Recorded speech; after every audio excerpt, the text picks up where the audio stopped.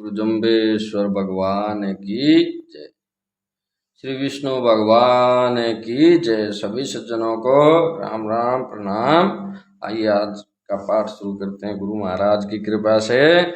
एक समय की बात है कि श्री देव जी संतों व भक्तों के साथ समराथल पर ज्ञान चर्चा कर रहे थे। उसी समय उनके निकट होते हुए वैरागी संतों की मंडली निकली।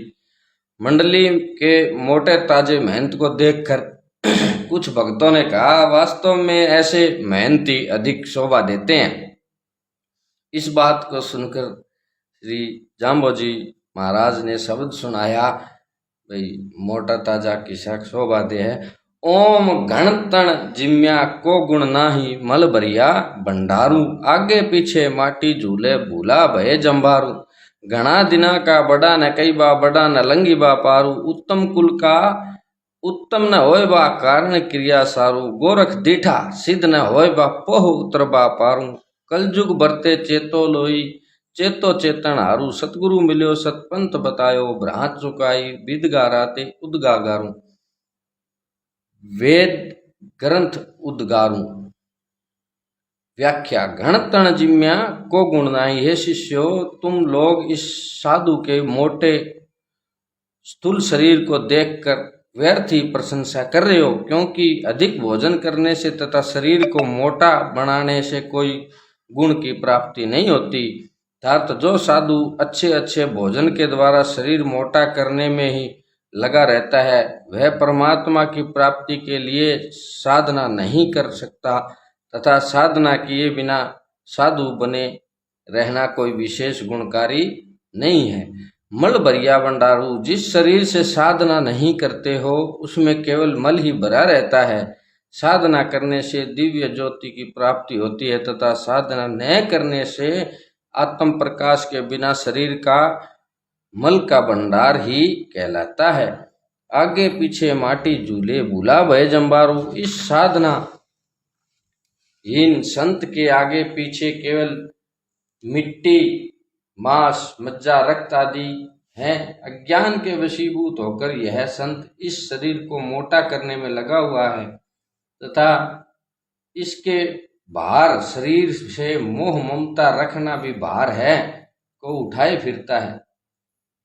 भगवान श्री कृष्ण ने भी अर्जुन को कहा, अर्जुन, जो संत साधक विशुद्ध बुद्धि से युक्त एकांत और शुद्ध देश का सेवन करने वाला, हल्का और अल्प आहार करने वाला, जीते हुए मन वाणी शरीर वाला और दृढ़ वैराग्य को प्राप्त हुआ, निरंतर ध्यान योग के परायण हुआ, सात्विक धारणा से अंतकरण को वश में कर शब्द स्पर्श रूप रस आदि विषयों को त्याग कर राग द्वेषों को नष्ट कर अहंकार बल अभिमान काम क्रोध और संग्रह को त्याग कर ममता रहित और शांत अंतकरण वाला हो गया है, वह वास्तविक संत है तथा परमात्मा में मिलने योग्य हो गया है। अर्थात ऐसे लक्षणों वाला उत्तम संत मोक्ष का अधिकारी होता है।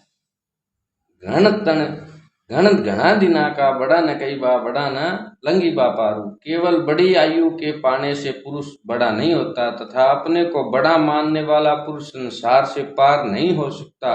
उत्तम कुल का उत्तम न होय बा, कारण क्रिया सारू। जो व्यक्ति उत्तम कुल में जन्म ग्रहण कर शास्त्र विहित धर्म का आचरण नहीं करता तथा अपने कुल परंपरा के उच्च आदर्शों पर नहीं चलता, उससे उत्तम नहीं कह सकते। जो व्यक्ति शुद्ध आचरण पूर्वक जीवन व्यतीत करता है वही उत्तम कहलाने योग्य है।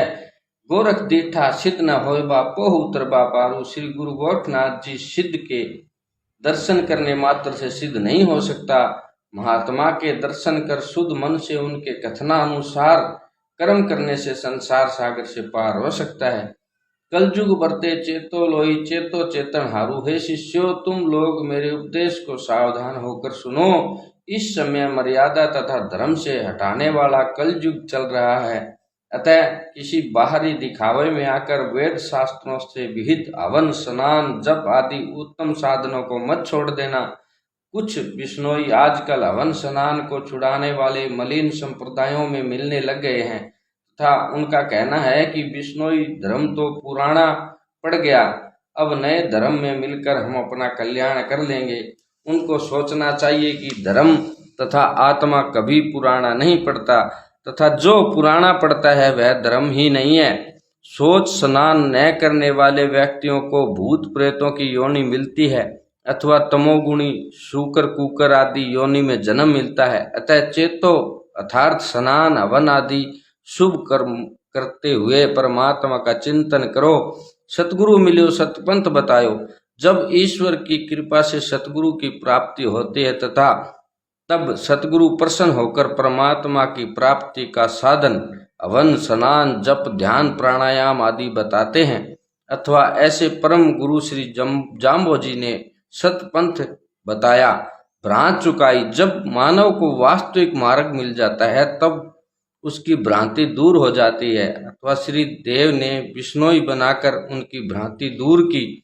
विदगाराते उद्गागारू, इसके स्थान पर प्राचीन प्रतिलिपि में वेद ग्रंथ उद्गारू यह पाठ भी मिलता है। अज्ञान अवस्था में मानव सांसारिक विषयों में मगन रहता है।